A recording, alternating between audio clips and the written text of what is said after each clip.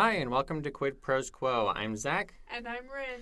and today we're talking about building a second brain. Rin, you're the one who pitched this idea to me, so tell us, what does it mean to build a second brain?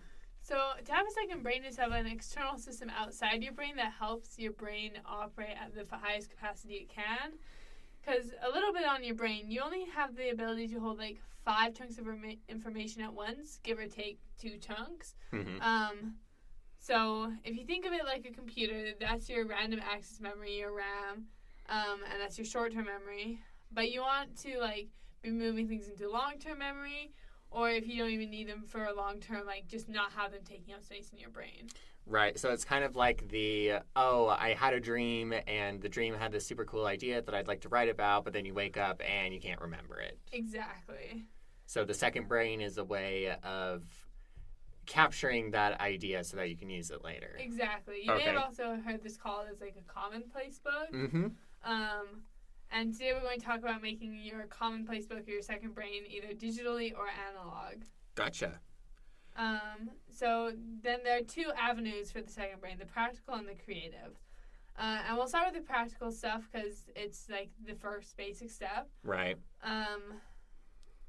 So you should keep a planner or a calendar, and it's easier to write down practical stuff than creative stuff. Mm-hmm. So if you write down all the events you have in the day, or your to-do list, just anything that will take up that space in your short-term memory, you want to get that out of your brain and onto paper so you don't have to do the hard work of remembering it. Right, and it helps you to be, it's a kind of moving into the self-improvement space where if you have everything written down that you have inside of your day, it's easier to get more time in the day. Yeah, exactly. Because if you assign times to belong to specific tasks, it's easier to get through those and to know, okay, this is the time that I'm spending on, if you're in school, on homework, if you're in work, this is a project I need to be working on, and then I have these emails, so on and so forth.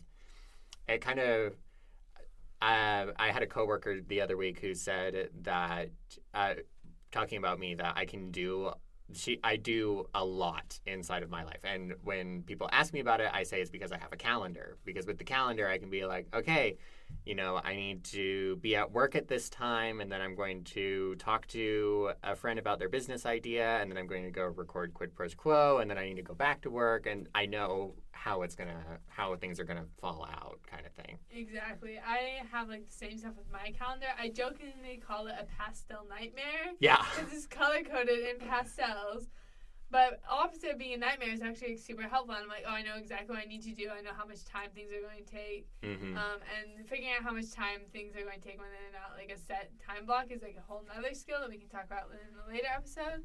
But basically, you want to externalize all this practical information so you free up space in your brain's RAM. So you can kind of daydream. Exactly. Gotcha. And that gets us to level 2 of daydreaming, creative work, and externalizing that. It's harder to write down creative stuff than practical stuff because fear of the blank page in our perfectionism as writers, and we did a whole episode on resistance and the War of Art by Stephen Pressfield. Mm-hmm. But this is where we get more into the idea of a commonplace book rather than an agenda or a calendar. Right.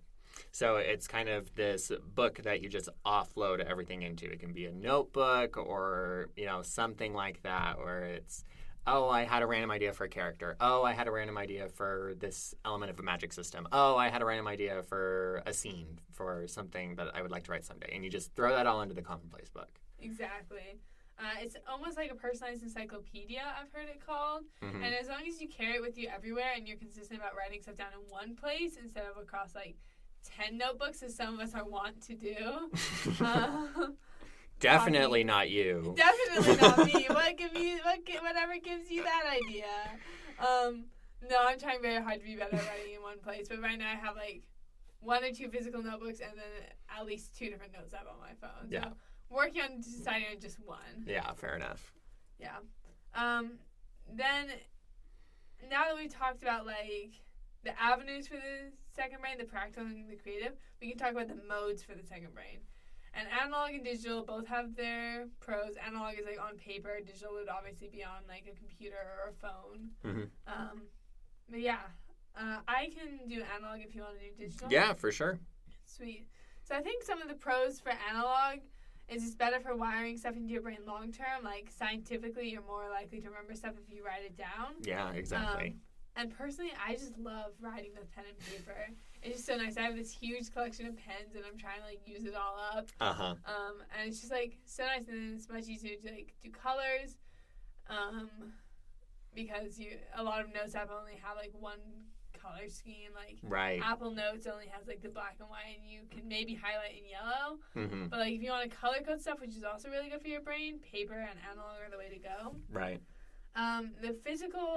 The cons is that it's physical, and you have to, like, carry it, and you can lose it or ruin it by spilling water or something like that. Mm-hmm. And, like, you could lose your phone or laptop, but you're more likely to lose, like, a notebook than your phone or laptop because you can't call it your notebook. Right.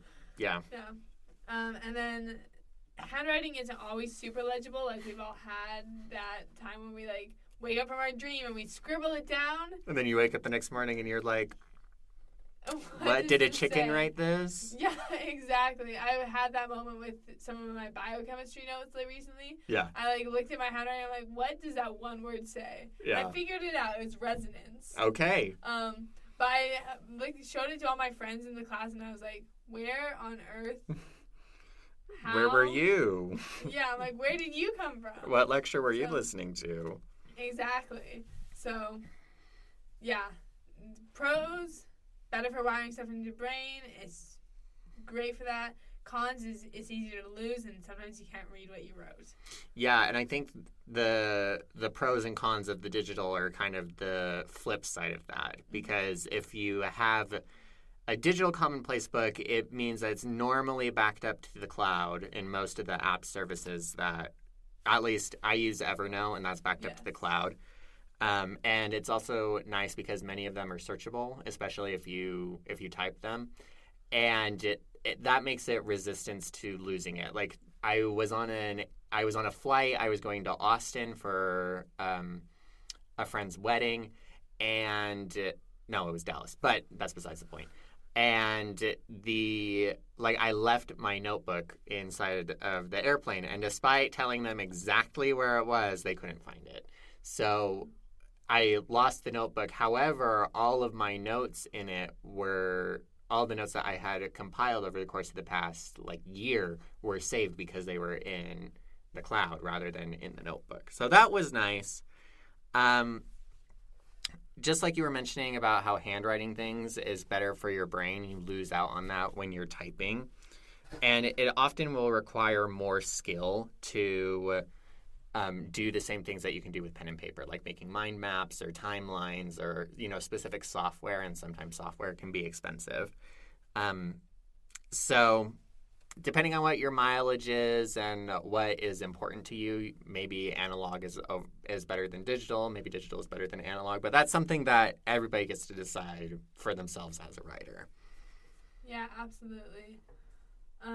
Let's just recap what we talked about, and then we can take us out of the episode. Yeah. So you can only hold 5, give or take 2 chunks of info at once.